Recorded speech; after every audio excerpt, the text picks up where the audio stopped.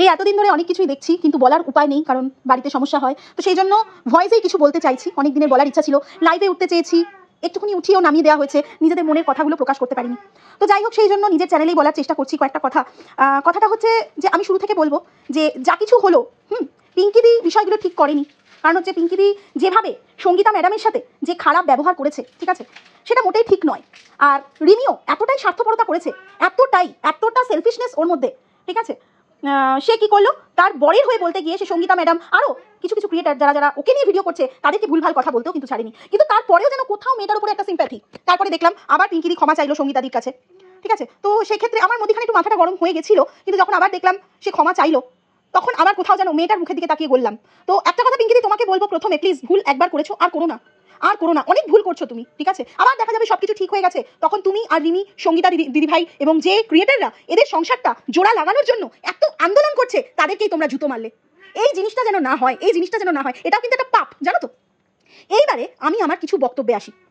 সেটা হচ্ছে এই যে স্ট্রিম লাইভ করা হচ্ছে, সেখানে বারবার করে ঘোষণা করা হচ্ছে যে মঙ্গলবার দিন প্রত্যেকে একটা ধর্নায় যাবে, সেটা কালনা থানার কাছে যাওয়া হবে। এই যে ছেলেটি এতটা ক্রিমিনাল, এতটা ট্রিমেন্ডাস শয়তান না, ও কিন্তু আবার যেভাবেই হোক ম্যাডামের কাছে সিম্প্যাথি গেইন করার জন্য আবার কিন্তু ভিডিও দিতে আসবে। অলরেডি কিন্তু ওদের মধ্যে প্যালপিটেশন শুরু হয়ে গেছে, যেহেতু ওর চ্যানেলটা চলে যাচ্ছে। ও কিন্তু লাইভের মধ্যে কিছু কিছু জায়গায় সিম্প্যাথি গেইন করেছে। আচ্ছা একটা কথা বলো তো, যে ছেলেটা তার নিজের পরিবারেরই হতে পারলো না, সে কি করে তার বউয়ের হবে? আজকে যে বড় মাসি তাকে সন্তানের মতন আগলে রেখেছে, সে কিন্তু কোনো খারাপ কথা বলেনি। হয়তো বা এই অন্যায়গুলো দেখে সহ্য করতে পারেনি, হয়তো রিমির হয়েই কিছু কথা বলতে গিয়ে সে কিন্তু খারাপ হয়েছে। আজকে সে লাইভে এসে কি করলো, ওই ক্রিমিনাল ছেলেটি নানানভাবে নোংরাভাবে তার মাসিকে অপমান করলো। যদি সে রিমির নামে কিছু বলেও থাকে, সেটা তার সোশ্যাল মিডিয়ায় বলাটা উচিত হয়নি? তার মাসির একটাই অপরাধ, সে হয়তো কি তাদের সংসারটাকে জোড়া লাগানোর চেষ্টা করেছে, তাদেরকে ভালো বুদ্ধি দিতে গেছে, সেইটাকে তারা, সেই জন্য তার মাসি তার কাছে খারাপ হয়ে গেছে, যেহেতু রিমিকে সাপোর্ট করেছে। কারণ রিমির মাসি মানে রিতমের মাসি তো ওর মায়ের মতন এত অমানুষ আর কুলাঙ্গার না। আমি এই মহিলাকেই দেখলাম মানে এত ট্রিমেন্ডাস কুলাঙ্গার, যেরকম ছেলেটা কুলাঙ্গার সেরকম তার মাটাও কুলাঙ্গার, ঠিক আছে। তো যাই হোক, আজকে তার নিজের পরিবারকে দেখো না, এবার কি হয়, প্রত্যেকটা দিন আসবে মাসিকে নিয়ে কন্ট্রোভার্সি করবে, ঠিক আছে। আবার সিম্প্যাথি গেইন করা হয়ে গেল। কি বললো কথাটা, যে আমার এই ইউটিউবের টাকাতেই আমার পুরো সংসারটা চলে, এমনকি রিমি আমার বউকেও আমি ওই টাকাতে খাওয়াই। তার মানে কি, যেহেতু এখন ওর বউ ছাড়া কোনো উপায় নেই, সেই জন্য বউয়ের কথাটা বললো, যাতে ওর চ্যানেলটা বেঁচে যায়, তাও রক্ষা করার চেষ্টা করছে। একটা কথা তোমরা ভেবে দেখেছো ভিউয়ার্স? হ্যাঁ, কিভাবে মেয়েটাকে মানসিকভাবে নির্যাতন করা হলো। হ্যাঁ, একদিনে দুজনে সুইসাইড অ্যাটেম্প্ট করলো, তার শ্বশুর এবং তার স্বামী, হাজবেন্ড। কি খেলো, হাস্যকর ভিটামিন খেলো। আর একজন কি খেলো, শুনলাম নাকি গর্ভ নিরোধক পিল খেয়েছে, তারপরে আবার শুনলাম প্যারাসিটামল খেয়েছে। এখন কোনটা সঠিক কোনটা কি বলতে পারবো না। হ্যাঁ, কি হলো, পরের দিন আবার সুস্থ হয়ে চলে এলো। ওর মা কি সিম্প্যাথি গেইন করলো, মিথ্যে কথা বললো, মিথ্যে কথা বলে মানে কি করলো, ভিডিও দিল, কোনোটাই কিন্তু সত্যি নাই মহিলার। আবার নিজে কি করলো, ফিনাইল খেলো। ঠিক যে জিনিসটা ওই ঈশানী বলে যে মেয়েটি করেছিল, ঠিক সেই জিনিসটাই কিন্তু এ করলো, ঠিক আছে। এটা কিচ্ছু না, এটা শুধু ব্ল্যাকমেল ছাড়া আর কিছু না। আমি এখন একটাই কথা বলবো, যে কথাটা বলার আমার মেন উদ্দেশ্য, এরা কিন্তু এখন আসবে। অলরেডি ঈশানীর মুখের মধ্যে কিন্তু চিন্তার ভাঁজ পড়েছে, রিতমের মুখের মধ্যে কিন্তু চিন্তার ভাঁজ পড়েছে। ওরা কিন্তু এখন যেভাবেই হোক সিম্প্যাথি গেইন করার চেষ্টা করবে। আমি সঙ্গীতা ম্যাডামকে হাত জোর করে বলবো, প্লিজ আপনি আর কাইন্ড হার্টেড হবেন না।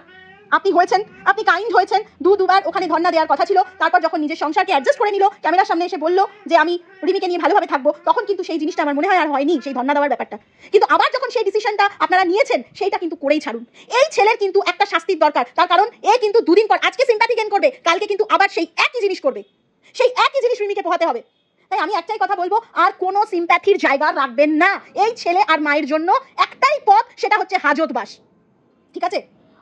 অনেক আমার তরফ থেকে সঙ্গীতা ম্যাডামকে অনেক ভালোবাসা, যে আজকে রিমির মতন আমি আজকে ওকে যেরকম ভালোবাসি, ও অন্যায় করলে ওকে আমি বলতেও পারি, শাসনও করতে পারি। আমি বলবো একটা স্বার্থপর মেয়ে, সেই স্বার্থপর মেয়ের জন্য আজকে কত কি আপনাকে কথা দিয়ে, কত কি বলেছে, কত নোংরা কথা বলেছে, ওর মাও তাই সমস্ত ক্রিয়েটারদের নামে কত কিছু বদনাম দিয়েছে। তারপরেও ম্যাডাম আপনাকে স্যালিউট, যে আপনি সঙ্গীত মানে রিমির পাশে রয়েছেন, আর এইভাবে সমস্ত এফোর্ট দিয়ে লড়ে চলেছেন। প্রত্যেকটা কন্ট্রোভার্সি ক্রিয়েটারকে আমার তরফ থেকে স্যালিউট জানাচ্ছি, যারা আজকে এত রিমির থেকে বদনাম শুনেও আজকে তারা কিন্তু রিমির পাশে রয়েছে। তাই রিমি, তোকে একটাই কথা বলবো, ভুলিস না, চক্ষু লজ্জা বোধান, এরপর এমন হবে না তোর পাশে কিন্তু আর কেউ থাকবে না, কেউ না। এতটা স্বার্থপর হোস না। যখন দেখবি আবার প্রীতম তোকে প্রচন্ডভাবে ভালোবাসছে, তোকে আবার সঙ্গীতাদির নামে বদনাম করতে বলছে, তুই কিন্তু ঠিক ক্যামেরা খুলে বলে দিবি, তাই না? সঙ্গীতার ম্যাডামের নামে উল্টোপাল্টা কথা বলবি। তোকে আজকে কেউ কিছু বলছে না, তার কারণ কি জানিস? এদের মধ্যে না একটা হার্ট আছে রে, এরা কাইন্ড হার্টেড। আজকে তার জন্য তুই ক্ষমা চেয়েছিস বলে তোকে ক্ষমা করে দিয়েছে। কত বড় জিনিস জানিস? কে পারে ক্ষমা চাইলে ক্ষমা করতে? তারা ক্ষমা করেছে। আজকে যে যে যে কন্ট্রোভার্সি ক্রিয়েটারগুলো, তাদের নামে তো তোরা মা মেয়ে কম বদনাম করিসনি, কিন্তু তারপরেও এখনো দেখ তোদের হয়ে লড়ে যাচ্ছে। স্যালিউট তাদেরকে আমার তরফ থেকে। কারণ আমি নিজে ভিডিও দিতে পারছি না, আমার অত্যন্ত ইচ্ছা থাকলেও আমার পরিবারের কিছু সমস্যা রয়েছে। সেটা আজকে আমি পিঙ্কিদিকে ফোন করেছিলাম, আমি পিঙ্কিদিকে বলেছি সব কথা তো সোশ্যালে আনা যায় না, আমি তো তোদের মতন সমস্ত কিছু বিষয়, আমার ব্যক্তিগত বিষয় আমি সোশ্যালে আনতে পারবো না, ঠিক আছে? তো হয়তো আমি ভিডিও দেবো, আর আমি তো রিমি তোর জন্যই, তুই তো আমার কন্টেন্ট ছিলি, তোকে নিয়েই তো আমি ভিডিওটা দিই। আর আরেকটা কি জানিস, তোর পাশে তোকে কেন ভালোবাসি, তোর মতন আমারও একটা মেয়ে আছে, তোকে বকি, তোকে শাসন করি, অনেক কিছু বলি, কিন্তু কি বলবো, তোর উপরে একটা অগাধ ফিলিংস আছে। তুই যেরকম আজকে ভুগছিস, আমাকেও একটা টাইম সেম এইরকম কষ্ট পেতে হয়েছে। আজকে কি আমি সবকিছু মানিয়ে নিয়েছি বলে আজকে আমি ভালো আছি। তাই আমি তোকে একটা কথা বলবো, যখন রিতম চাইছে তুই ভিডিও কর, তুই তো জানিস তোর হাজবেন্ড একটা কুলাঙ্গার, তুই জানিস তোর হাজবেন্ড একটা কুলাঙ্গার, আমি জানি তুই আজকালকার দিনের মেয়ে, তোরা এত কিছু সহ্য করতে পারিস না, কিন্তু সেটা বললে চলবে না। আজকে যখন তুই ভেবেছিস যে তুই ওই হাজবেন্ডকে নিয়েই থাকবি, তুই কাউকে ভালোবাসতে পারিসনি, তুই বিট্টুকেও ভালোবাসতে পারিসনি, তুই কাউকে ভালোবাসতে পারিসনি, তুই শুধু একমাত্র রিতমের মুখ দিয়ে দেখে পড়ে রয়েছিস। ভালো, এটা ভালো জিনিস, তোর মধ্যে একটা লয়ালিটি আছে। তাই যখন সেই লয়ালিটিটা তোর মধ্যে আছে, তখন আমি বলবো একটা কথা, যখন প্রীতম যে জিনিসগুলো চাইছে সেগুলো তোর করা উচিত। কেন তুই কেন ভিডিও করতে চাইছিস না? তুই যখন তখন যেরকম করে আছিস, তো তুই একটু মুখটা ধুয়ে আয়, তুই বল যে দাঁড়াও আমি মুখটা ধুয়ে আসি, আমি একটু গায়ে একটা ওড়না নিই, সুন্দর করে এসে ক্যামেরার সামনে দাঁড়া, বল। তুই বল, ভালো করে বলবি যে যখন তখন শুধু আমার মুখের সামনে ক্যামেরাটা ধরো না, সেটা আমি পছন্দ করি না, ঠিক আছে? তুই রেডি হ, তুই ফ্রেশ হয়ে আয়। এটাই যখন তোদের রুটি রুজি। একটা হাজবেন্ড যদি তার নিজেদের ইনকামের জন্য তোকে নিয়ে ভিডিও করতে চায়, তাহলে তুই কেন করবি না? আজকে যদি একটা হাজবেন্ড চায় তুই তার সাথে ঘুরতে যা, সেটা তো ভালো জিনিস। আর এটা তো সত্যি কথা যে তোর শাশুড়ি যেরকমই হোক, ক্রিমিনাল হোক, যত খারাপই হোক, কাজ কিন্তু সে নিজেই করে, সে সংসারের আধিপত্য কাউকে দিতে চায় না, তার মধ্যে তো শয়তানি রয়েছে না, সে তার যে আধিপত্য সেটা সে অধিকার সে নিজে রাখতে চায়, কাউকে দিতে চায় না, এর মধ্যেও যদিও রিজন আছে, কিন্তু যেভাবেই হোক এটা তো তোর জন্য ভালো, তোকে কিছু করতে হয় না, শুধু নিজের ঘরের কাজটুকু করিস, বাসি কাজটুকু করিস। যখন রিতম বলছে একটু বাইরে ঘুরতে যেতে, সেটা তোকে অ্যাডজাস্ট করতে হবে রিমি, তোকে করতে হবে অ্যাডজাস্ট। এটা বললে চলে না, তুমি তোমার বিয়ে হয়েছে, তোমাকে শোকেসে সাজিয়ে রাখার মতন নয়, এটা মনে রেখো। তুমি যখন ভেবে রেখেছো তুমি ওই ছেলেকে ছাড়া কিচ্ছু করবে না, তাহলে তো অবশ্যই তারও কিছু জিনিস তোমাকে অ্যাডজাস্ট করে নিতে হবে। ভালো লাগছে না, করব না বললে হবে না। আর আরেকটা কথা, লড়াই করে বাঁচো, ওইখানেই তুমি থাকবে, ওইখানেই তুমি লড়াই করবে, ওইখানেই তুমি থাকবে। একটা কথা বলছি, যদি কিন্তু এরা অনেক কিছু করবে তোমার সাথে, অনেক কিছু, যাতে কিন্তু তুমি বেরিয়ে আসো, কারণ কাছেই কিন্তু একটা কালনাগিনী রয়েছে, ঠিক আছে? যাতে কিন্তু তুমি বেরিয়ে আসো, এর জন্য কিন্তু এরা অনেক কিছু করবে। তুমি কিন্তু ভয় পেলে চলবে না রিমি, তোমাকে শক্ত হতে হবে। আমাকেও অনেক পরিস্থিতি ফেস করতে হয়েছিল, আমার পাশে আমার মা ছিল না, আমার বাবা ছিল না, কেউ ছিল না, আমি ফেস করেছি, আমি বলছি প্রচুর ফেস করেছি, প্রচুর, ঠিক আছে? তাই তোমাকেও ফেস করতে হবে।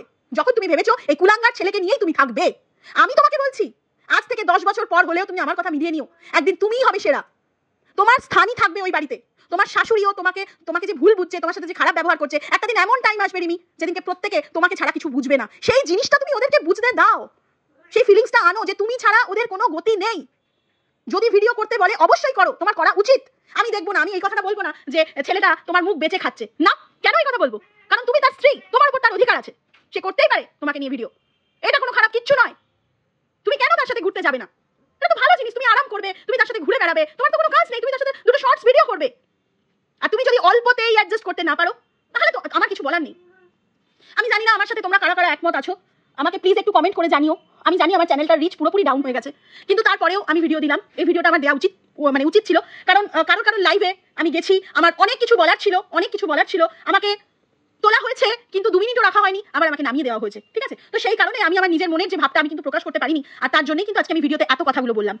আমি কারোর খারাপ চাইনি, ওয়াইটিতে আমি কারোর খারাপ চাই না, কেউ আমার শত্রু নয়, প্রত্যেকে আমার মিত্র। তবে একটা কথা আমি বলবো, এই কুলাঙ্গার ওয়াইটিতে যে আরেকটা কুলাঙ্গার আছে, সঞ্জয় হার্টস, চাই ওর শাস্তি হোক। যে ছেলেটা একটা পরকীয়াকে সাপোর্ট করতে পারে, যে ছেলেটা দীর্ঘদিন ধরে একটা মেয়ে অত্যাচারিত হচ্ছে, সেখানে কি করে সেই ছেলেটার পরিবারকে সাপোর্ট করে? এতদিন তো রিমিকে সাপোর্ট করে এসেছিল, হ্যাঁ? আজকে একটা ছেলেও, একটা ওয়াইটির কেউ এই লোকটার পাশে নেই, এই লোকটার পাশে এই চশমার দোকানের কর্মচারী একটা মেয়েকে মুখে মলেস্ট করতে ছাড়েনি, একটা মেয়েকে মুখে মলেস্ট করতে ছাড়েনি। সেই জায়গায় আমি আর আমার মেয়েটাও পড়ছে। প্রথম রিমিকে নোংরা নোংরা কথা বলেছে একটি মেয়ে, এই ওয়াইটির এই নোংরা জঘন্যতম ক্রিয়েটারটার কাছে কেউ ছাড়া পায়নি। তাই আমি বলবো সেই লোকটির শাস্তি হোক, সাজা হোক। আমার কাছে অনেক কিছুই চাওয়া হয়েছিল, অনেক ডকুমেন্টস বলা হয়েছিল, বাট দৌড়াদৌড়ি করার জন্য, কারণ আমার বাড়িতে কেউ নেই, কোনো প্রবলেম হলে কে আমাকে সামলাবে? আমার পরিবারের কোনো আত্মীয় স্বজন বা কেউ নেই, তার জন্য আমি একটু পিছিয়ে এসেছি, কিন্তু আমি ওয়াইটিতে তোমাদের প্রত্যেকের সঙ্গে রয়েছি, আমি সঙ্গীতা ম্যাডামের পাশে রয়েছি, আমি তোমাদের প্রত্যেককে সাপোর্ট করি যারা তোমরা রিমির পাশে আছো। তাই আমি ওয়াইটির প্রত্যেককে একটাই কথা বলবো, তোমরা সবাই রিমির পাশে থাকো। তবে হ্যাঁ, আমি কালনায় যেতে পারতাম, কিন্তু আমি এই মুহূর্তে আমার পিসির বাড়িতে রয়েছি, আমি আসামে রয়েছি, তার জন্য আমি অ্যাটেন্ড করতে পারলাম না। বাট আমার ভীষণ ইচ্ছা ছিল যে আমি ওই 63 বুড়িকে চুলের মুঠিটা গিয়ে ধরবো। অনেক দিনের রাগ আমার, আর ওই ঈশানীকে উত্তম মধ্যম পিটাবো ঘর থেকে বার করে। তাই আমি বলছি এদের শাস্তি হোক। ঈশানীকেও ছাড়া উচিত নয়, ওকে বারংবার ছেড়ে দেওয়া হচ্ছে, ওকে ছেড়ে দেওয়া উচিত নয়, ওকে ছেড়ে দেওয়া উচিত নয়। কালকে যখন তোমরা যাচ্ছ প্রত্যেকে এক কাজে দু কাজ করে এসো। এক কাজে ওইদিকে ঈশানী, ওইদিকে হচ্ছে তোমার এই ছেলে আর ছেলের মা। অত্যন্ত অসভ্য, অত্যন্ত অসভ্য, অত্যন্ত নোংরা। ঠিক আছে, এর থেকে রিতমের মাসি অনেক ভালো। আজকে বলো তো রিতমের মাসি কি ভুল কথাটা বলেছে, কি ভুল কথাটা বলেছে? হয়তো তার একটাই দোষ, সে রিমিকে সাপোর্ট করেছিল, আজকে সেই জন্য তাদের কাছে খারাপ হয়ে গেছে। কত বড় জঘন্য! আজকে এই 63 বুড়ি যখন আজকে এই যে সুইসাইড অ্যাটেম্প্ট করেছে, মরবে তো নাই, আজকে যখন এসে আবার ক্যামেরার সামনে বসবে, বলো তো কত বড় লজ্জা। সবাই কার্টুন ভাববে, সবাই ট্রোল করবে, যেরকম রিতম ট্রোল হচ্ছে। আমি মরে যাচ্ছি, আমি শেষ হয়ে গেলাম, আমি শেষ হয়ে গেলাম, আর তোমরা রিতমকে দেখতে পাবে না বলেছিল না? সেই তো এসে দাঁড়িয়ে ক্যামেরা করছে, ভিডিও করছে। আজকে এগুলো কোনোটাই করতে হতো না যদি আজকে তোরা ভালোভাবে থাকতি। হ্যাঁ, আজকে নিজেদের জালে নিজেরাই তোরা জড়াচ্ছিস।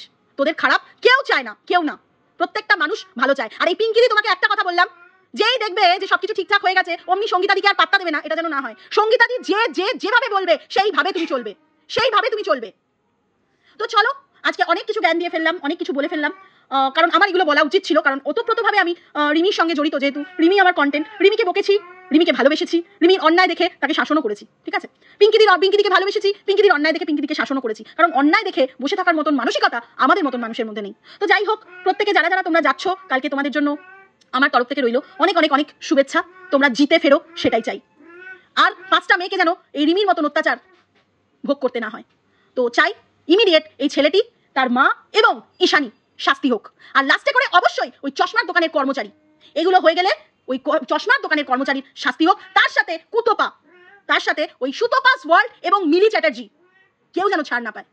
তো চলো, আজকের ভিডিও এই পর্যন্তই, আবার আসবো পরে ভিডিও নিয়ে।